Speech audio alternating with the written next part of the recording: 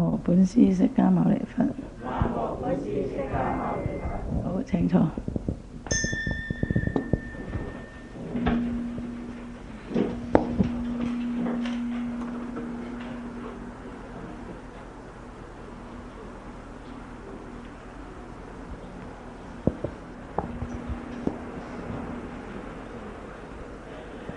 上個星期呢就趕唔切返嚟，今個星期呢就塞車期，你嚟塞唔塞啊？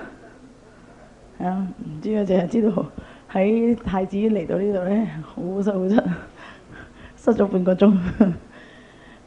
好啦，咁呢上一次呢就係講到阿彌陀經嘅序分嗰個開端嗰度，咁啊講完呢，其實嗰個開端如是我聞等咧，嗰六種成就咧係每一部經都有嘅，每一部經都有。咁所以咧，通常亦都叫做通序。你睇《金剛經》啊，或者《妙法蓮華經》啊，都有呢一段。只係咧嗰個地點喺同人物咧，即係當機嘅人物有些少嘅唔同啫。咁啊，如是啊，我聞一時佛在，佛呢四樣係一樣嘅，在某某處可能有啲唔同。與有啲乜嘢人呢？人物呢？有大同小異嘅唔同啊。咁所以通常呢段呢，就係結集經嘅人敘述，即係嚟一個開頭。咁啊，所以呢一段呢，叫做六種嘅正信。根據呢六種呢，就係證明呢此經呢係佛說，即係唔係其他嘅人說，唔係呢道聽途說嘅。咁亦都講明呢，就係阿難尊者呢，佢係種出呢個經狀，就係後來結集嘅時候嘅一個形式嚟嘅，可以講所定落嚟嘅一個即係一個個規格。好啦，咁啊當然咧講完呢個通序，係咪仲有一個別序個別㗎？個別嘅因緣咧，因咩事講呢一部經呢？咁啊喺《阿彌陀經》嚟講呢，嗰個呢一段呢就好簡單嘅。點解？因為咧，《阿彌陀經》同其他經有些少嘅唔同。嗱，我哋開始嘅時候都講，《阿彌陀經》咧就係同其他經嘅唔同之處咧，就係每一部經大多數咧就係因聞而説，因為有弟子請問，有一個就引起一個説法嘅因緣啦。咁但係《阿彌陀經》咧就係喺佛經嘅體裁之中呢，就屬於無問自說，未等有邊個問，佛呢就係自己講出嚟嘅，自動呢為大眾去講說嘅。咁所以喺經文裏邊呢，講完即係以無量諸天大眾俱，即係呢一段啊，以前呢就係屬於一個正信序。有咩大眾啊？就有舍利弗長老舍利弗啊、目犍連啊，一路至到咧文殊菩薩啊等啊，至到咧釋提桓因等無量諸天大眾都有喺度啦。咁啊呢個講完㗎咯喎。咁啊下邊咧就講到所以一開始就係講咧，爾時佛告長老舍利弗，從是西方過十萬億佛土，有世界名曰極樂。其土有佛號阿彌陀，今現在說法。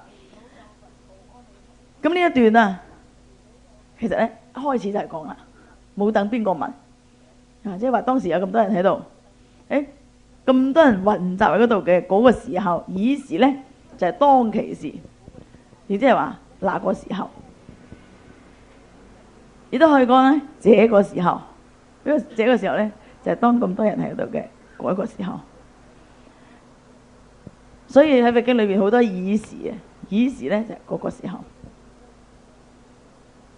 因為佛告舍利弗，佛咧就對長老舍利弗講啦：從我哋呢個世界向西方去，從我哋呢個世界嘅西邊去，西邊係邊啊？太陽落山嗰邊係嘛？咁啊，從事西方事咧就從我哋呢個世界，從事西方喺西邊。西邊喺呢度啦嚇，如果根據地圖啊，呢度係東啊，呢度係西。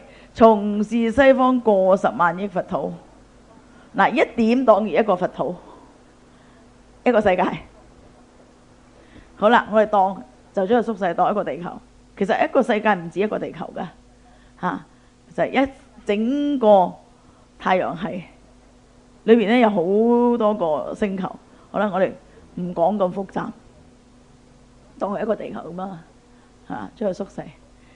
咁啊，從是西方呢個西邊去過10萬億佛土，有10萬億個佛土。其實呢個形容其數之大。如果我哋真係講10萬億，萬萬為億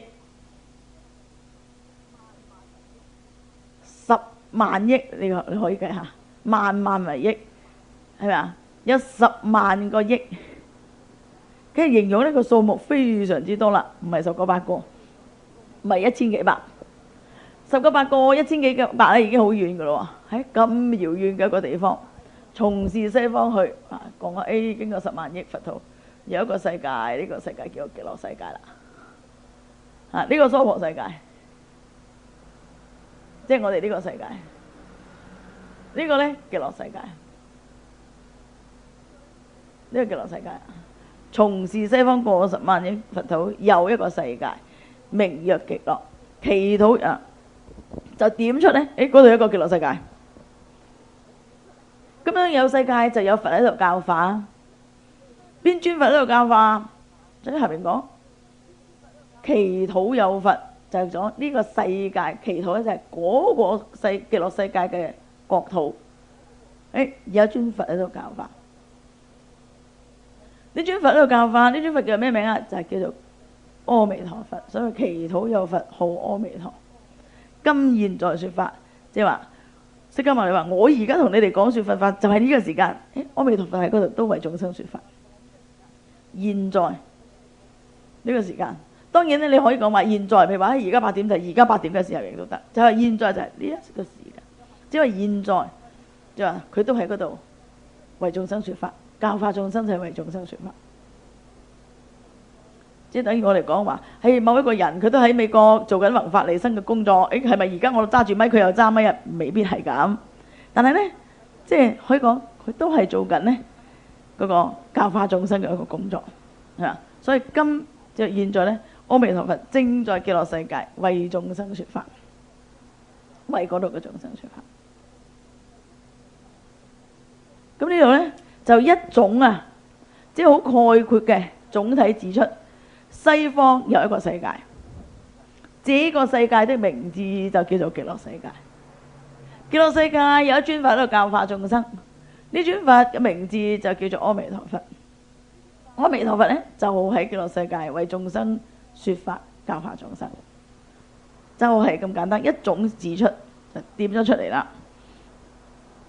咁啊，下邊亦都跟住咧，佛亦都講啦，因為舍利弗嗱，一種指出西方有個世界，世界有一尊佛。佛咧就喺嗰度，阿彌陀佛就極樂世界為眾生說法。第二點點出嚟咧，彼土何故名為極樂？喂，點解世界叫做極樂世界？點解唔叫做快樂？點解唔叫做快樂世界？所以點解叫做極樂世界咧？所以其土眾生但受諸樂，無有眾苦。嗰個概括嘅講出嗰個主題出咗嚟啊！點解叫做極樂世界咧？就嗰個世界嘅眾生咧，即係話喺呢度嘅眾生但受諸樂，無有眾苦，所以叫極樂。所以極咧就係最極之最高峰，所以係極樂世界咧係至樂嘅一個世界啦，所以極樂。所以呢個世界就叫極樂世界，因為嗰度嘅眾生，其土眾生但受諸樂，無有眾苦。其實苦與樂咧相對，苦與樂相對。如果阿彌陀佛喺極樂世界為眾生說法，佢唔需要成日強調我哋呢個世界點好點好點好，或者係需要話你應該如何去修法，如何念佛、念法、念真嘅，如何去進修，係咪啊？所以有人話：哦，要去極樂世界，就因為極樂世界樂，但受諸樂，無有眾苦，咁咪一種貪。冇錯，的確係喎，係啊。咁啊貪樂，所以去極樂世界，啱唔啱？啱。係咪一種貪咧？係。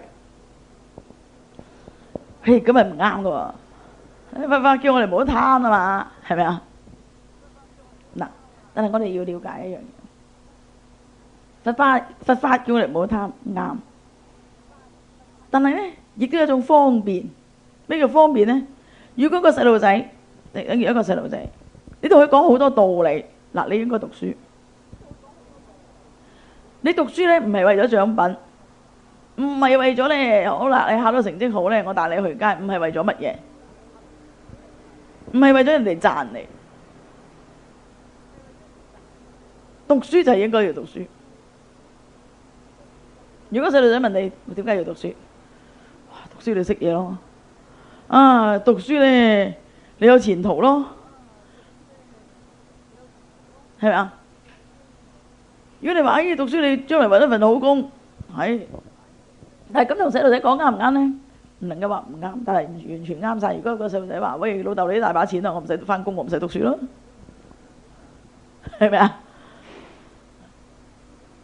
點解要返工？如果細路仔問點解要返工，咁梗係你唔返工啊，第日點養老婆仔女啊？唔緊要，老豆你養我咯，係咪啊？我老豆會死噶嘛，死咗你有家產嘛，你咁多錢係啊？咁我唔使做，唔使返工，係咪啊？得唔得咧？其實讀書就要讀書，其實你好難講俾你聽嘅，點解要讀書喎？讀書係為咗揾錢，咁我有錢唔使讀啦，係咪啊？用幾世，用幾廿世都用唔晒，係咪啊？如果你係姓李嘅，用幾廿世食唔晒，今日唔使姓李，好多香港好多人食幾廿世都食唔晒，但係你要拜又可以拜晒佢。今日你話喂，咁我讀書係為咗揾工，讀書係為咗揾錢，係咪啊？係啊。你話誒唔係，讀書為咗理想。喂，我理想你係對住個電腦打 game 嘅啫喎，咁你買俾我啦，又講唔通嘅喎，係咪啊？你話哎呀仔打 game 過唔到世嘅，啊咁第日你又後悔，後悔咪先玩個第二樣咯。咁啊嗱，你一講咧講唔通，你只能夠去話俾你知嗱，你讀書嗰個好處喺邊度？只能夠我哋見到個好處啊，係咪啊？所以你明好難話俾佢知，誒，但係咧，甚至你氹住佢讀書嘅時候咧，你就話哇，你讀書好好地讀書，讀得成績好，我係俾啲獎勵你，係咪為獎勵讀書啊？你可以咁講，為獎勵而讀書，係啦，尤其是細路仔貪玩，好啦，誒，你唔好去玩垃圾。以前啲細路仔冇嘢玩啊，隨街抄垃圾嚟玩，係咪啊？地下揦沙嚟玩啫嘛，而香港啊冇沙，但係垃圾都有嘅。但係你話你唔好玩呢啲啦，揾啲嗱，而家咪有一種益智遊戲，係嘛？你玩啦，唔敢叫你讀書，唔敢叫你識乜嘢啦，你玩，同你玩個遊戲啊！你估中認識呢3種顏色，佢因為要玩佢就識咗咯喎，啊！咁嘅時候咧，如學習於娛樂之中啊，佢有興趣啦，慢慢佢又有興趣咯喎，點解咁有趣嘅？咁呢個係咪一個方便啊？呢個係個方便。我哋眾生，你本來就係貪，本來就係一個貪心，你要相信自己呢樣嘢。咁係咪應該咧？唔係應該，係降服唔到啊！我都知道，冇貪，係啱冇貪。咁啊，一唔貪嘅時候咧，好似冇一樣嘢拿手啊，係咪啊？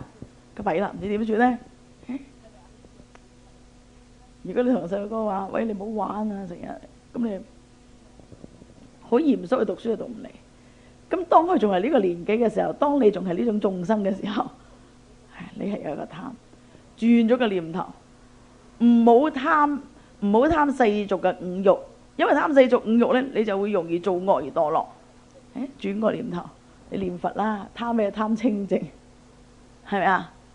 你貪你有善根，甚至最初你哋話貪呢個有漏嘅福都好，貪去極樂世界，一種轉移咗嗰個念頭。但係咧，貪得嚟有啲價值，係咪啊？當你去到極樂世界啦，慢慢咧，你就放低呢個貪。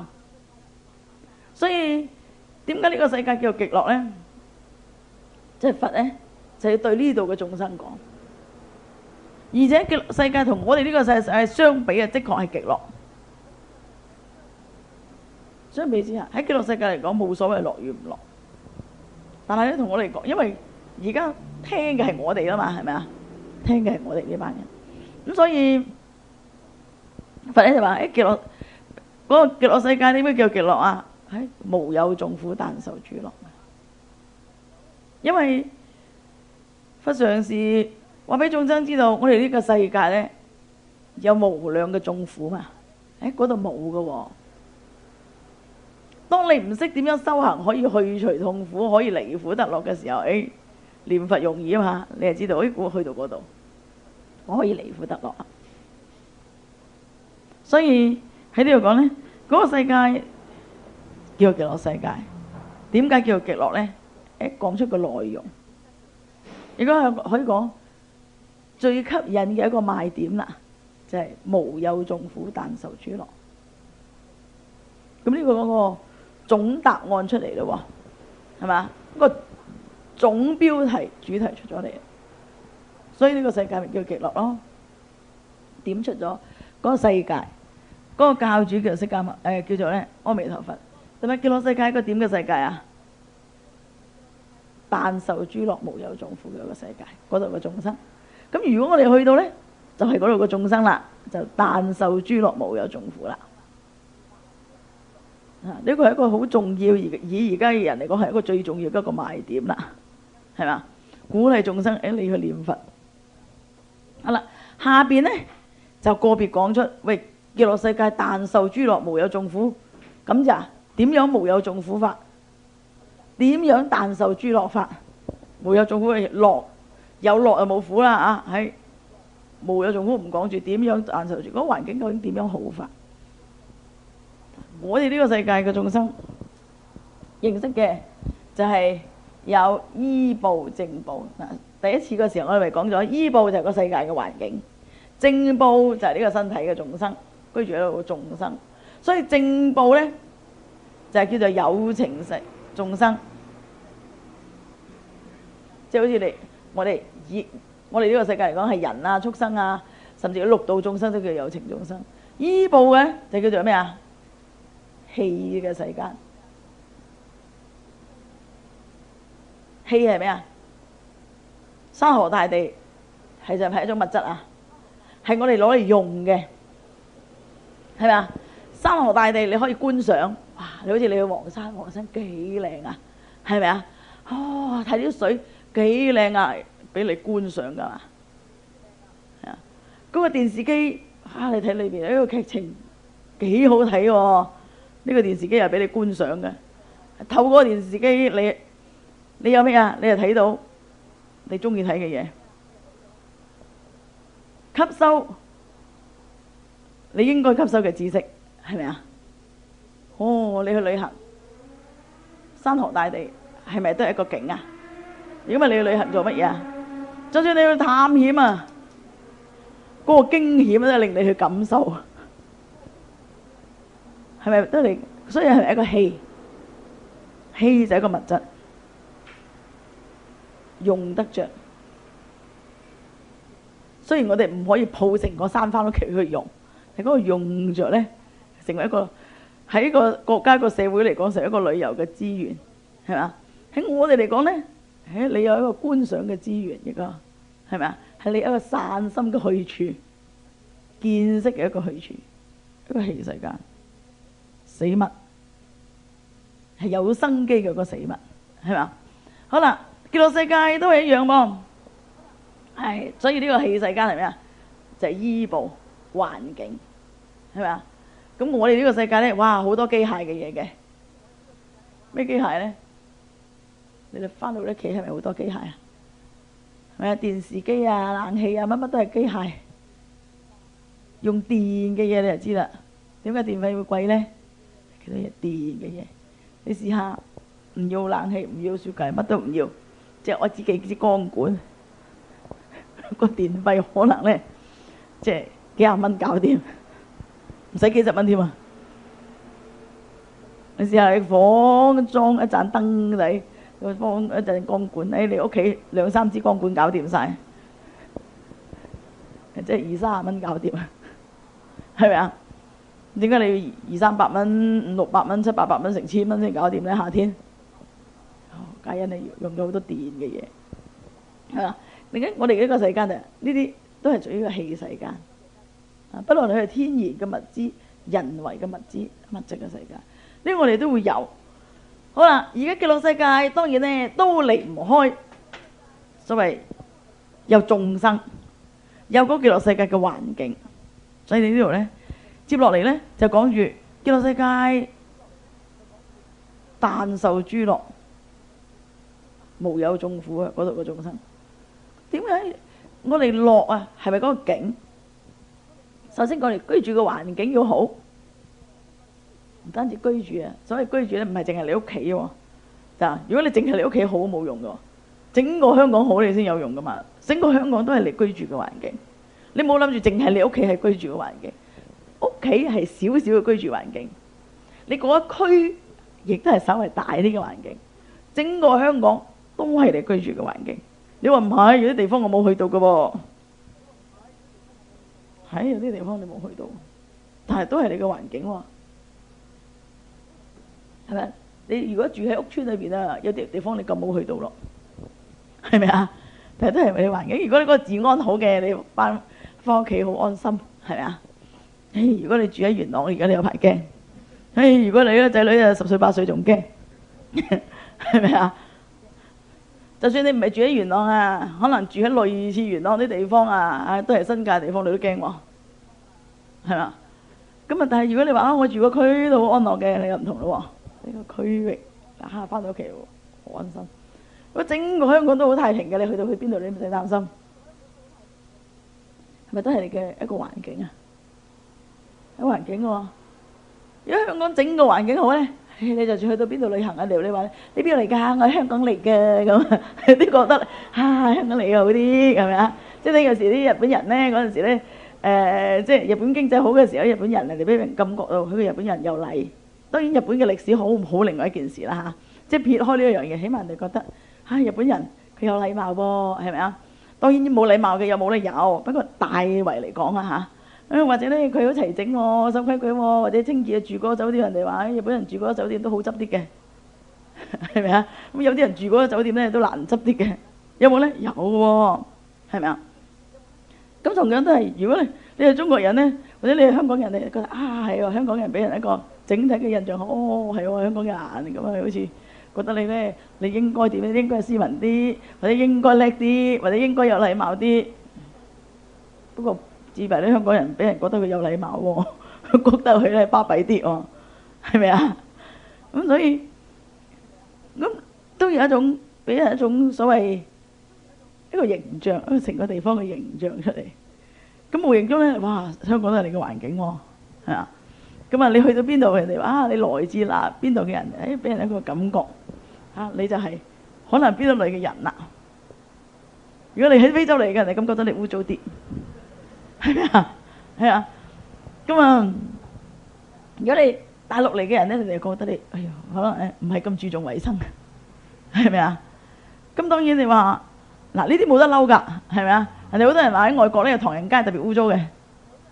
你去英國啊、美國啊、澳洲啊，有唐人街係特別污糟嘅，垃圾多啲嘅喎。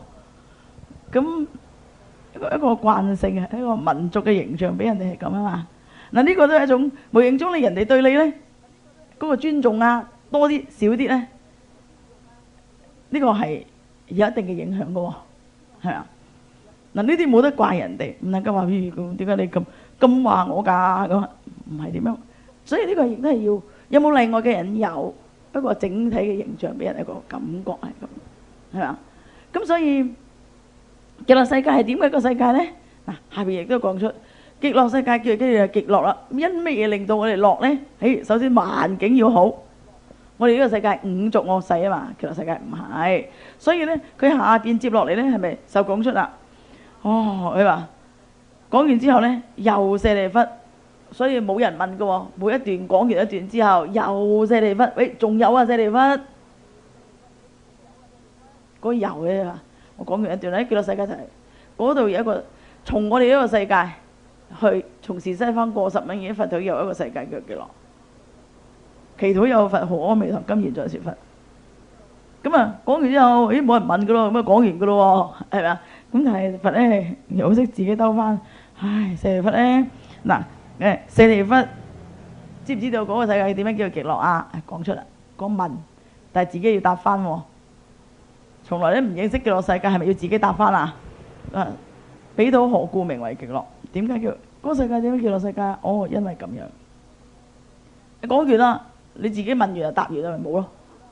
咁但係要做咗繼續有下文噶嘛，所以又舍利弗，仲有啊嗱，既然講啦，就講詳細俾你聽，就要講詳細啲啦。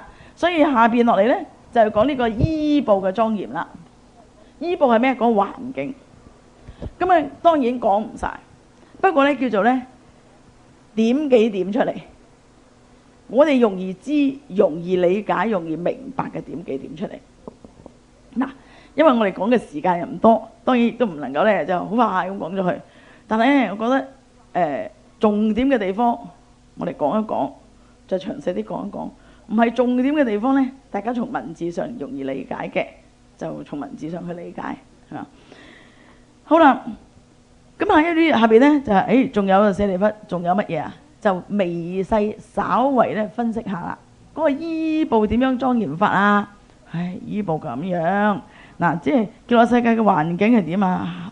仲有舍利弗，極樂世界咧，七重欄楯，七重羅網，七重行樹，皆是四寶洲集圍繞。講到極樂世界嘅環境啦，極樂世界咧係一個咁樣嘅一個世界。點樣嘅一個世界咧？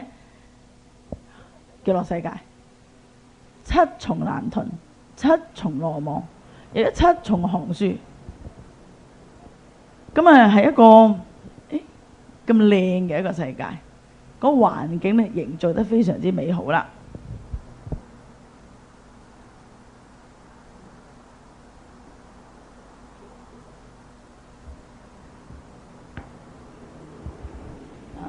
所以極樂世界七重欄楯，欄楯咧就係欄杆，係嘛？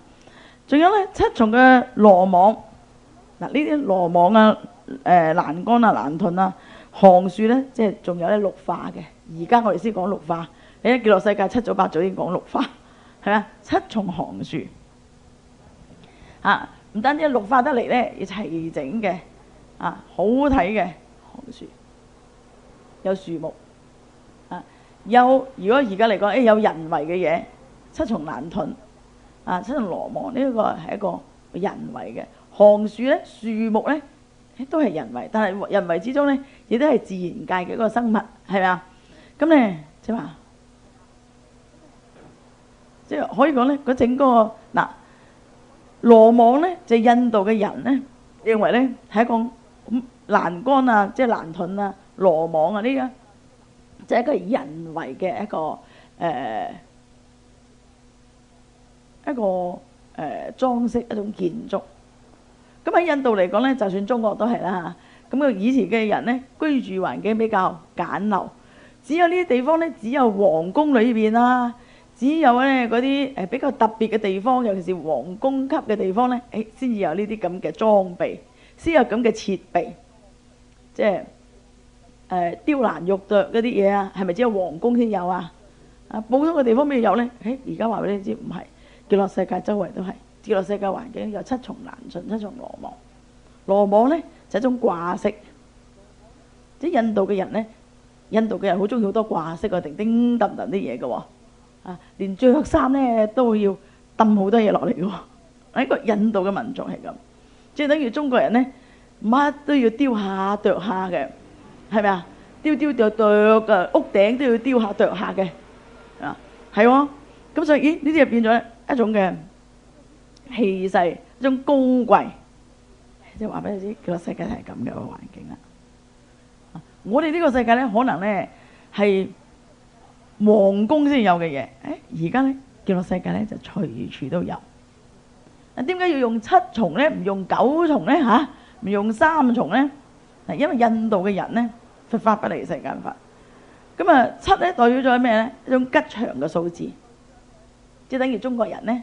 中國人咧就中意用3無盡啊嘛，中意用9長長久久啦嘛，係咪啊？龍又要9條龍嘅，係咪啊？所以你去到邊度咧，9龍壁喎，冇話8龍壁嘅喎，冇5龍壁嘅喎，係咪啊？點解咧？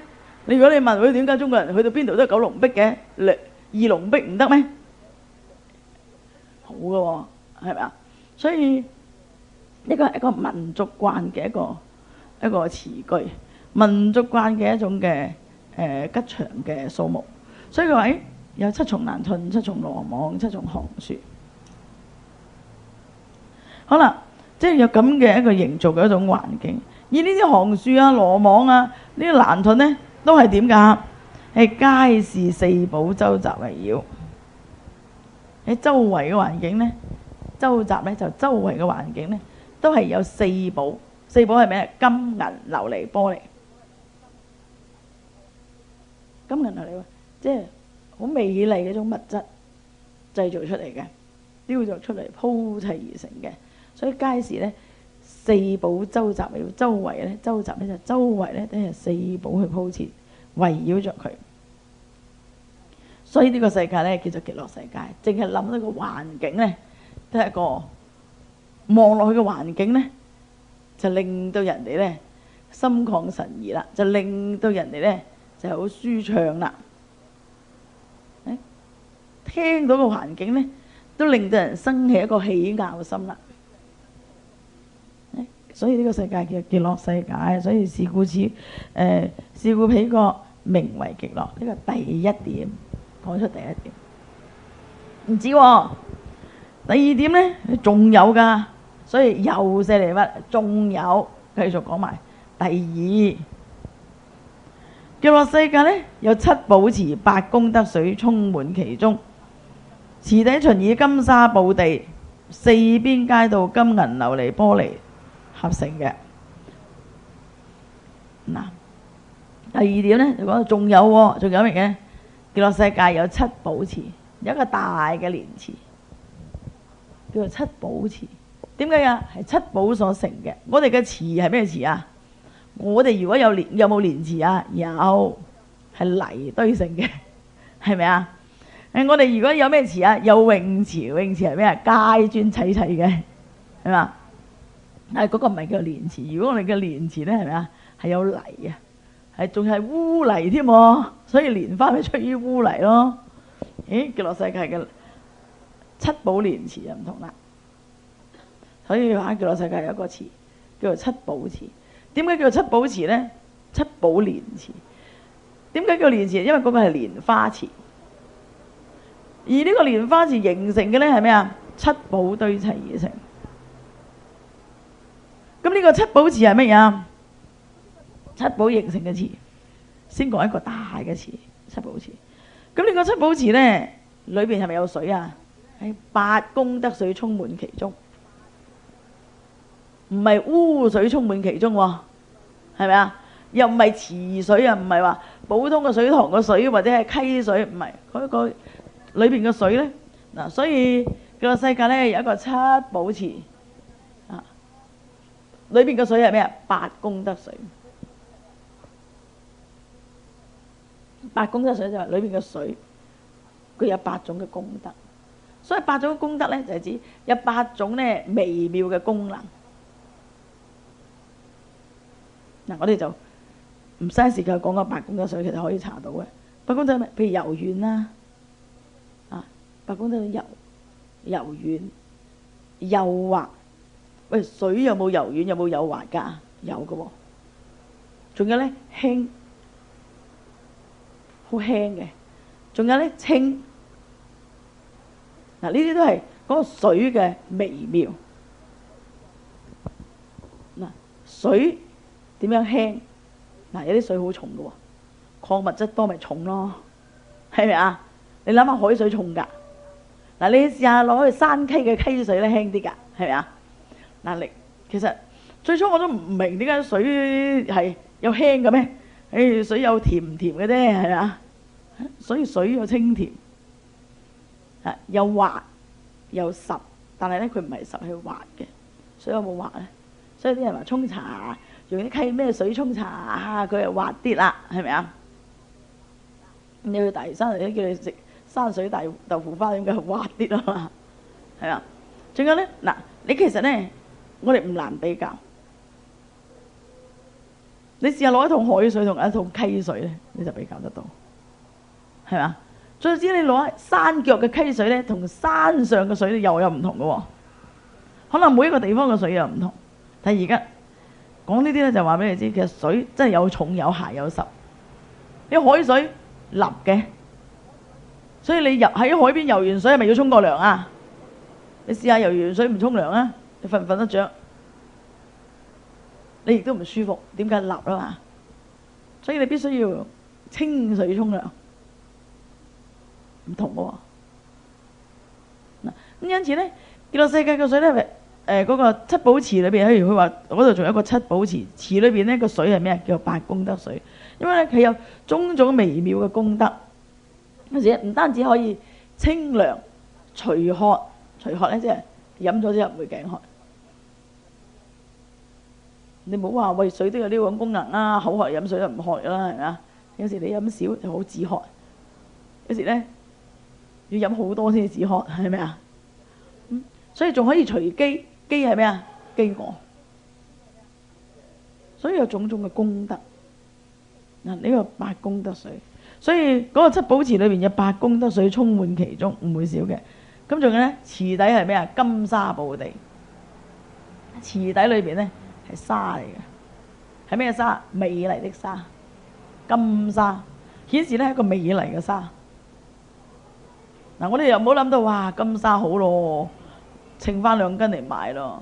你去到極樂世界你就唔會攞嚟賣嘅啦，講真，係咪啊？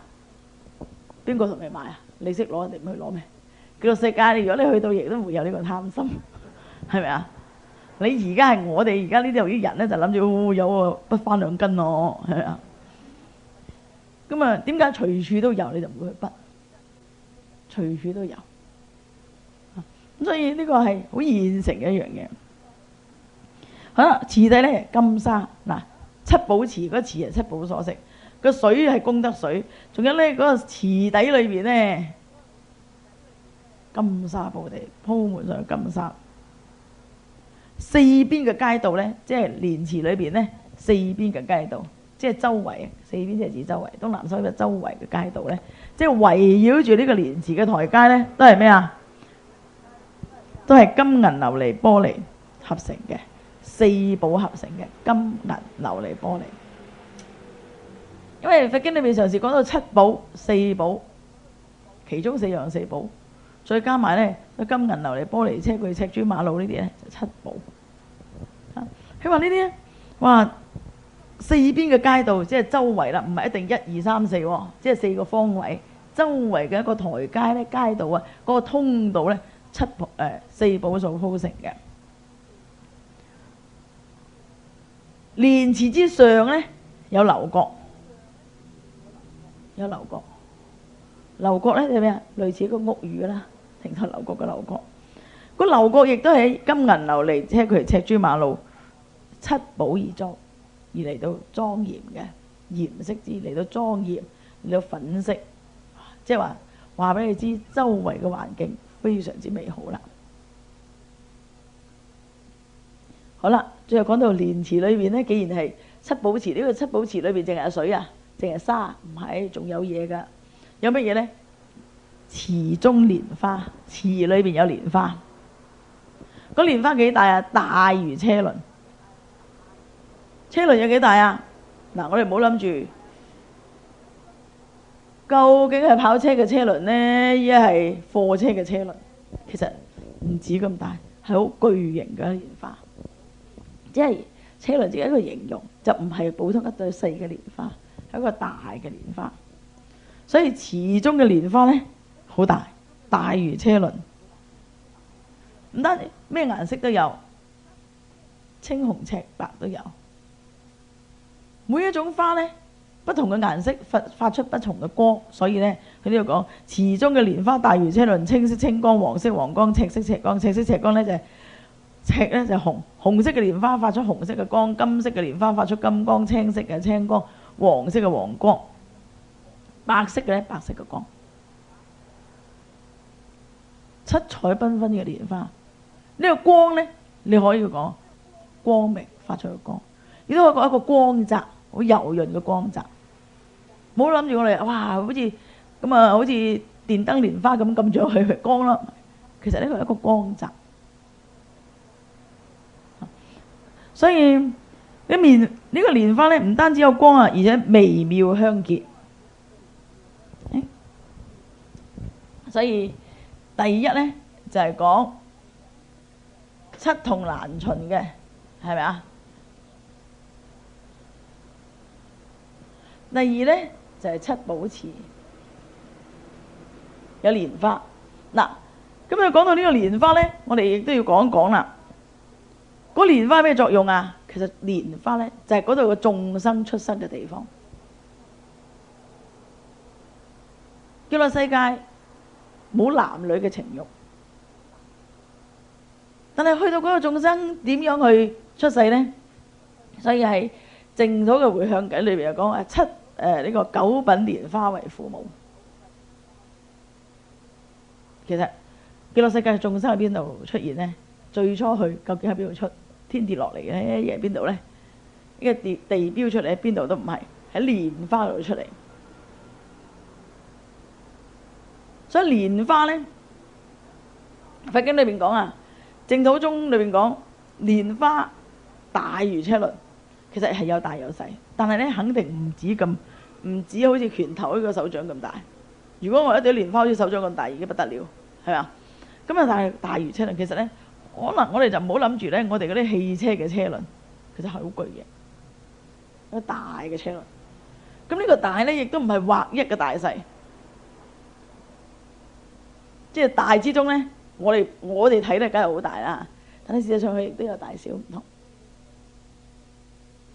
色彩繽紛，亦都有好多嘅蓮花，含苞未放嘅蓮花。我哋咧就叫做咩？花胎啦，蓮花嘅胎啦。《經》裏邊講咧，極樂世界嘅眾生係點出生呢？就係從蓮花化生。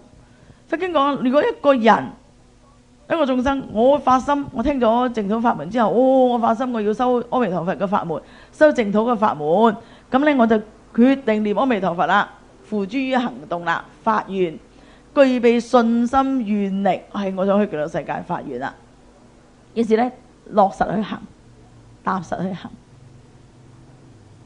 修行念佛，不論你修持名念佛也好，觀想念佛也好，觀像念佛也好，你總之係念佛嘅法門，落實去實踐去念佛啦。咁當你有呢個發心，開始發心嘅時候，開始去念佛嘅時候，極樂世界蓮池裏邊就有一朵蓮花，一個花冧開始萌芽。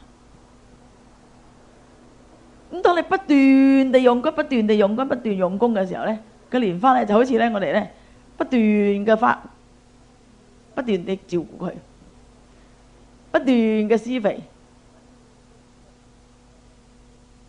就好似呢不悉心照顧佢。咁啊蓮花呢就越長越大，但係雖然未開，但係好壯。當我哋念佛念念下，有啲退心嘅時候念少啲啦，佢又開始冇咁壯。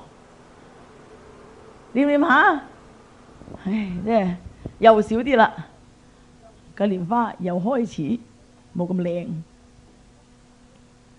當然個冇咁靚，就不至於謝咗，係咪啊？但係呢，當你有一日念念下，都唔念啦。個蓮花咧開始枯啦，未枯得晒嘅，嚟得遲咧再念嘅時候又會生翻，即係等於咧我哋種嘢，如果唔淋水得晒啦，哎呀快啲淋翻啲水，佢又生翻。完全做得濕嘅時候啦，係得晒跌咗落嚟啦。